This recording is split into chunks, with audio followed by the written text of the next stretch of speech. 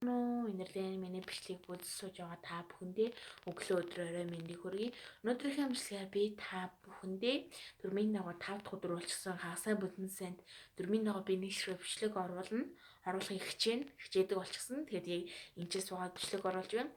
За өнөөдрийнхөө бичлэгээр би та нартай маш их хэмжээгээр бахархам, хайр хүргэм, бидэнд урам зориг өгмөр тийм гайхалтай хүмүүсийн талаар би ярих гэж байна. Бид нарт өмнөх бичлэгээрээ амласан би юм ярина. Тийм үү би тийм юм чи юм ярина гэд та нарт амласнараа би юм яриад энэ сууж байна. За одоо бүгдээ бичлэгээ орцгоё. Мэдээлэл технологиор нэгэн бичлэг яг солонгосыг бол шуугуулсан.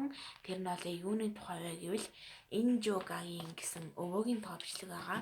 За яагаад энэ өвөөгийн бичлэгийг захиамжуулжээр маш их хэмжээгээр хурцтай тархаж маш олон тиймэрхүү үзэлтийн хандлтыг авсан бэ гэвэл энэхүү өвөө нь бүхэл бүтэн 23 жилийн турш 42 настай хүүгээ асарч байгаа. За яагаад тэр хүүгээ асарч байгаа юм бэ гэвэл тэр хүн одоохондоо зөвхөн амьсгалахаас өөр юу ч хийж чаддгүй, дөнгө хоол унаад чадахгүй, өтгөн шиг дэмнэлэг гаргаж чадахгүй, зөвхөн аав нь хажууд нь ижиж өнөхдөө л тэр юмдэл бүх юм хийдгээ гэсэн үг. За одоогоос 23 жилийн өмнө л тэр хүн бол ингээд цэрэгт яваад тэргүүний оюутан сургуулийн нэг тэргүүний сурагч гэх мэт чинь маш олон юм аав ээж даачтай инэрлтэй хүү байсан байгаа. Даалт тэгээд хүн бол тэгээд өөр улс руу аялах гэж явж байгаад санамсаргүй байдлаар машины асалд орсон байгаа. За тэгээд асалд ороод цон харамсалтай гээд 23 жилийн турш тархиндаа маш том юм бэрхтлийг аваад багаар хөгжлийн бэрхшээлтэй болсон эцэст өнөөх цаг хүртэл ингээд хөгжлийн бэрхшээлтэй юу ч хийж чадахгүй болсон байгаамаа. За энэ нөгөө бол тэгээд өөрөө ч гэсэндээ би амар сайтай хүн бол биш. Өөрөө ч гэсэндээ би муутай өдөр алган шархны лент нааж, тийм өвчний наалт нааж тийм байдаг. Өвөө бол нэг хол газар руу бол явж чаддгүй хөлн өвдөг.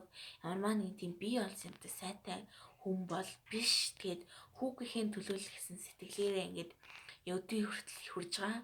За өвөө бол яг хүүгээ өдөрхөн тишээ харж яваад гэм идгэн явсан байгаа. За яг яагаад явсан бэ гэвэл нэгэн асрамжийн газар очиод эмээдэр хэвдэл ихнэр дээр ирсэн байгаа.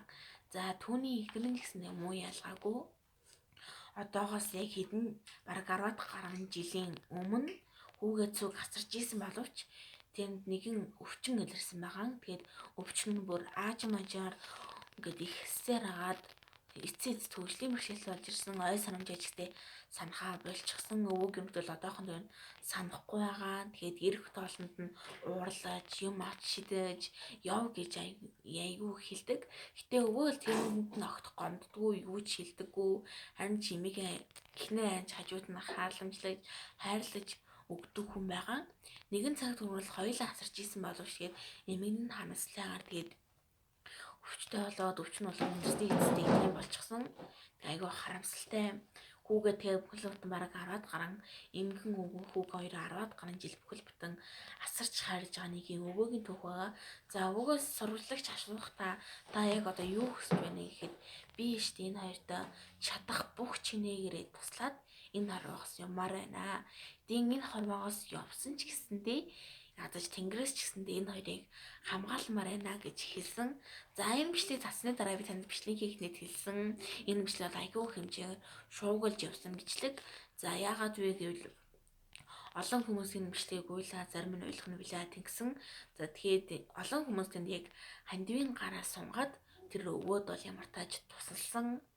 За яг ийм түүх бол яг ихний түүхээр бол нартай яг энэ түүхийг хуваалцъя.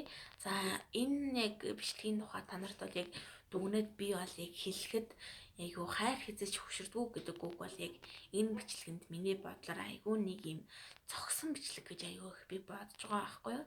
За одоо бүгдээрээ дараагийн бичлэгээр орцгоё. Хоёрдугаар түүхээр бол ямар ч сонно гэдэг сурагчийн талаар ялгийг сонгосон. За сонно бол энэ жил бол 17 нас хүрж байгаа хүүхэд байгаа. За сонно бол эхээс сүрхтөө яг зөв зүгээр эвээр саруул ямарваа нэгэн өвчин завирын бол он шилрээгүй сайн хүүхэд байгаа. Даанч тэгэл 3 нас хүрснээс хойш тэрний бие гих мэд муудаж эхэлсэн. Багаар өнгө биеийн өвдөж, багаар өсгөж биеийнх нь өвчин улам ихсэж гисэн хаансаа юм бэ, хаансаа нэмлэг вэ, хаансаа тийм юм бэ гэж ээж аав маш хэмжээгээр явсан ч гэсэндээ өдийг хөрсөн бараг өсөг бараг мис засал хийж ин тариа уух өсөгч маа тэрний биеийн байдал бол маш хэмжээгээр муудсан одоо хүртэл хүрсэн.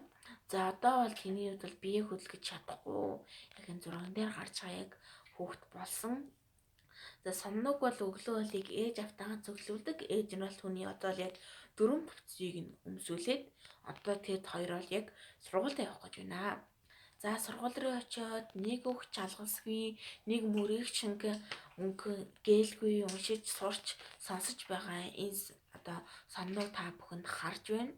Өдөр болгон ээж нь тэрний үед бол хизээч хичээлээ засалдаггүй, өдөр болгон түүний тэрхэн дээр түрээд явдаг байгаа. За багшаас нь ийм асуухад багш нэгэн чарилсан бусад хүүхдүүд бол зөөрмөлээж, ядарч нь өвшээж, хичээл дургу зарим бүр хичээлч хийдэггүй гэсэн бол соннуугийн талаар чал өөр гэсэн бус хүүхдүүд бол хичээлээ тасалдаг тийм ээ.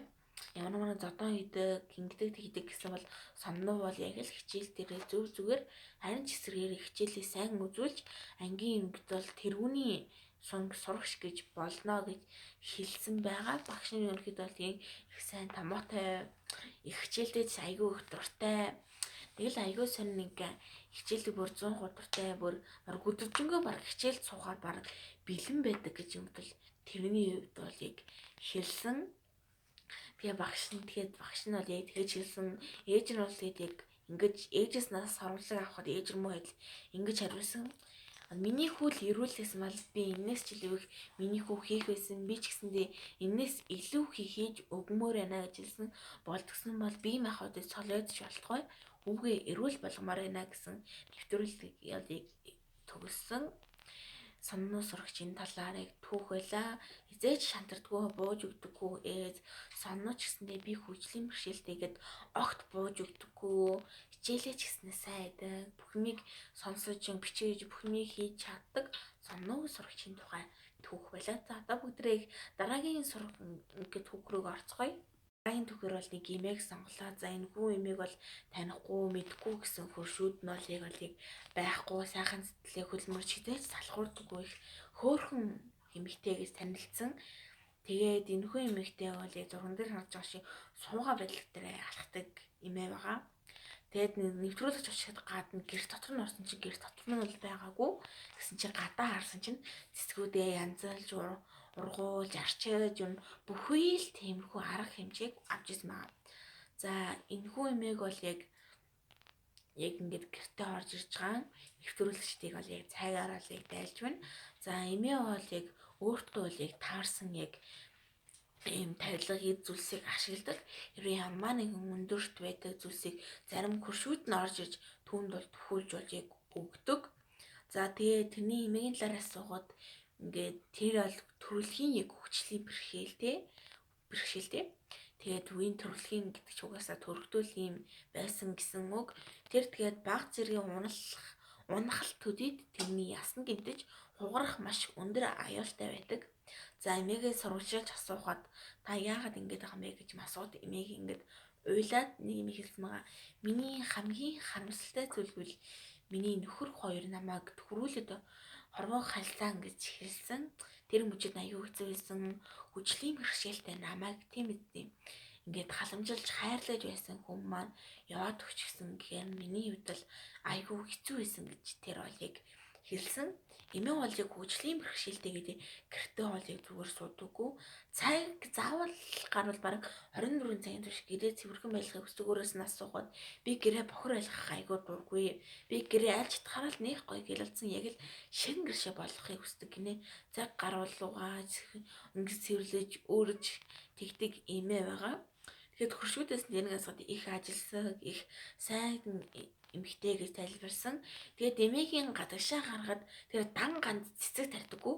Тэр бол хажуугаар нь маш олон хэмжээний ногоо тарьдаг. Тэгээд сэтгүүлч бүр гайхаад ийм олон цэцэгтэй гэжиж хажуугаар нь ийм ногоо орчилно. Айгүй хэцүү байдаг бах та гэхэд эмээгээс асуухад үгүй надад айгүй амархан байдаг. Харин ч зүгээр л услаа л болно шүү дээ. Надад бол нэг хэцүү юм байхгүй гэхэд сэтгүүлч гайхаад та чи нэгээр нарчдаг, нэгээр нусалдаг айгүй тийм байна гэсэн. Эмээ бол бараг цэцгийн улан багасгах биш улан нэмэгдүүлэх бол яг гарахгүй хүсэл тий. Тэгээд гэмээ хэлэхдээ сэтгүүлчид би цэцэг шиг хөөрхөн байгаа зү гэж ялээ хэлсэн. Үгээр бол яг нэвтрүүлгийг дууссан ажилласаг хөөрхөн сайхан сэтгэлтэй нэгэн эмээгийн түүх байла. Тэр хэдийн ингээд эдийн нөхөр хүүхэд нь хажууд нь байсан бол одоо өдгийн хүртэл хүрэхгүй нөхөрийн хоёр нь хажууд нь байвал их аз жаргалтай энэс ч илүү их аз жаргалыг энд бол мэдрэх байсан гэж миний хувьд бол яг бодож ин. За одоо